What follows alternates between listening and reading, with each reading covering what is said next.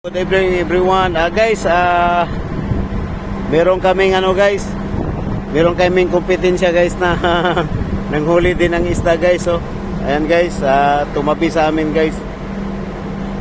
Gabi-gabi yan sila dito guys, no. Tumatabi kasi ilang araw na kami dito nagstay sa Anchorage, and then marami ng isda sumisilong guys. No, as you can see, no, sa aking previous vlog guys, to na nakahuli tayo ng medyo malaking isda guys.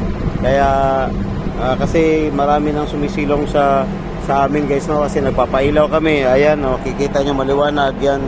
Yan, iniilawan namin guys habang nangangawil kami. And then ito, mangingisda sila guys, no, matambaka din yung inuhuli nila. Ayan, karating lang nila guys. Ayan.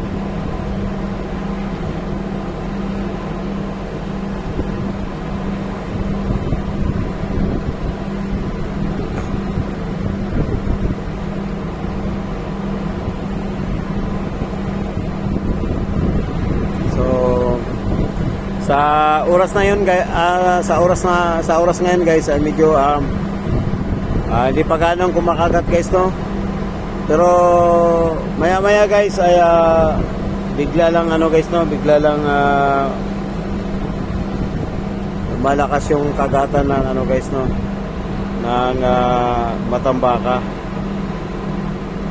Ayan, nasa ibabaw naman guys yun, nagtatalunan yung mga maliit na isda guys, to. Hindi lang nagano makikita guys. Ayan. Ayan.